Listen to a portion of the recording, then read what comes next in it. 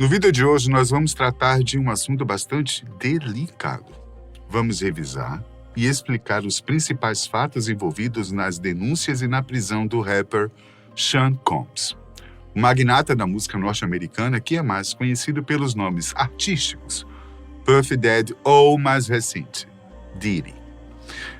Como a maioria de nós sabe, as acusações envolvem temas complicados como violência, extorsão, abuso e até tráfico de pessoas.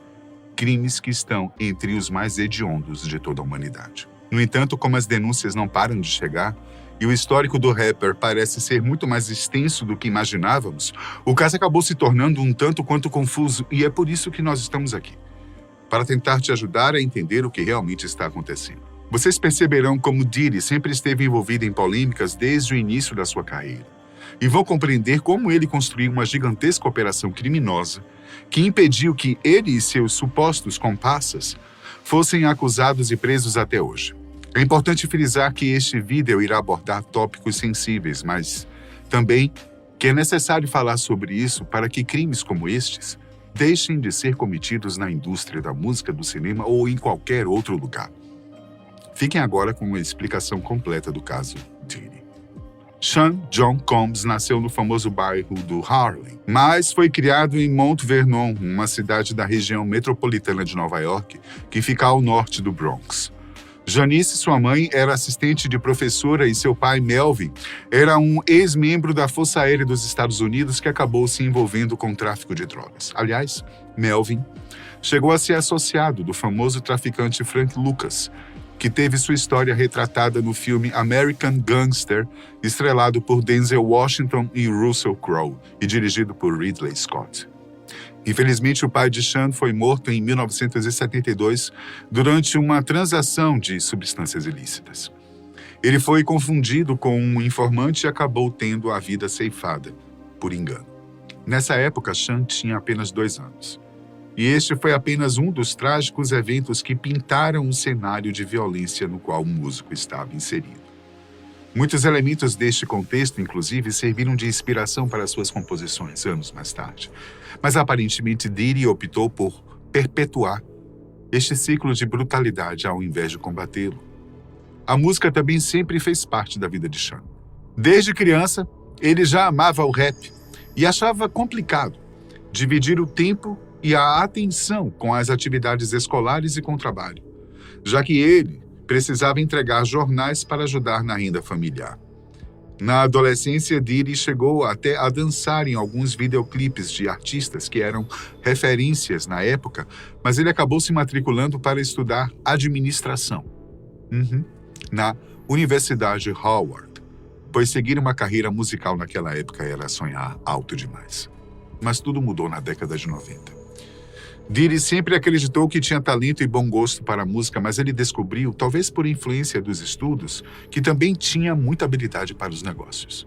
E foi assim que ele começou a planejar e produzir festas regadas por entorpecentes, música independente e muita libertinagem.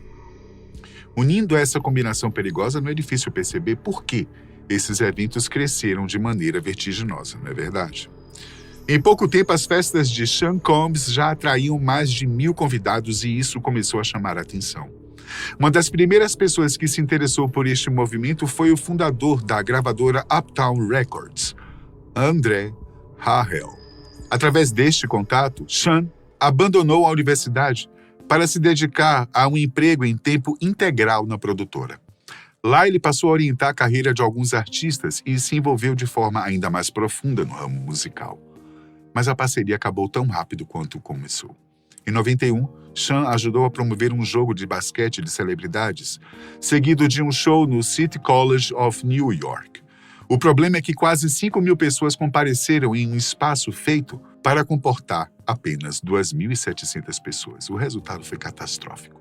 9 pessoas morreram devido à superlotação e outras 29 ficaram feridas. O incidente gerou um processo enorme e Sean foi acusado de contratar seguranças inexperientes e insuficientes para um evento daquele porte. Ele precisou arcar com uma multa de $750 mil, que se somou aos 3,8 milhões que foram divididos entre os outros organizadores. Depois disso, o relacionamento de Diddy com André Hahel ficou extremamente comprometido e ele foi demitido da Uptown Records. O rapper retaliou essa decisão criando sua própria gravadora, a Bad Boy Records, que foi a grande impulsionadora de sua carreira. Logo de cara, ele foi capaz de lançar um músico de sucesso, Christopher Wallace, mais conhecido como Notorious Big. Sean havia contratado o rapper enquanto ainda estava na Uptown, mas com a sua saída ele também levou o jovem artista.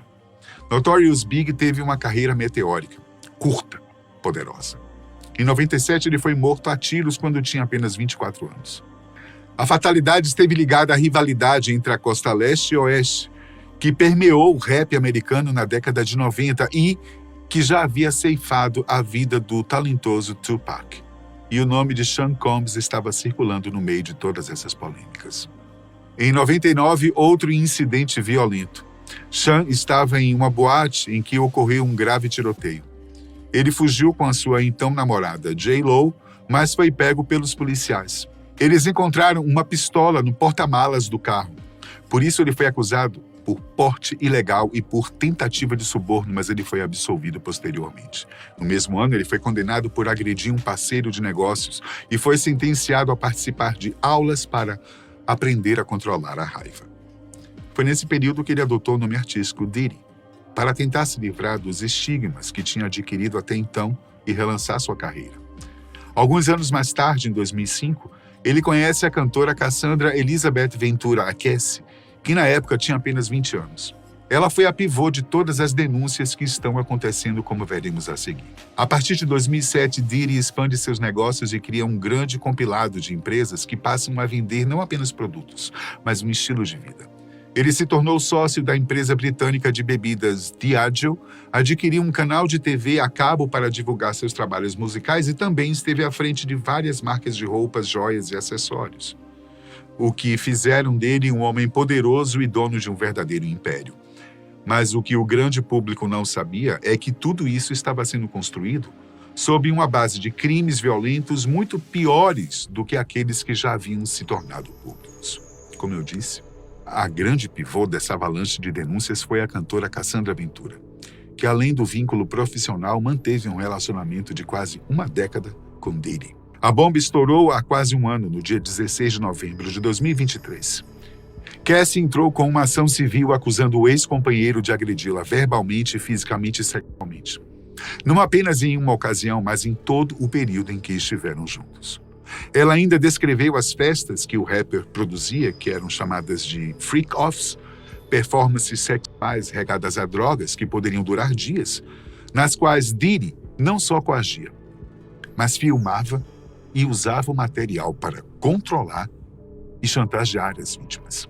Ela também disse que ele teria sido responsável por destruir o carro de outro músico, Kid Cudi, para dissuadi-lo de namorá-la, e que ele estaria envolvido em um esquema de tráfico humano que transportava pessoas contra a sua vontade para praticar atos libidinosos. A denúncia gerou um escândalo que logo foi abafado.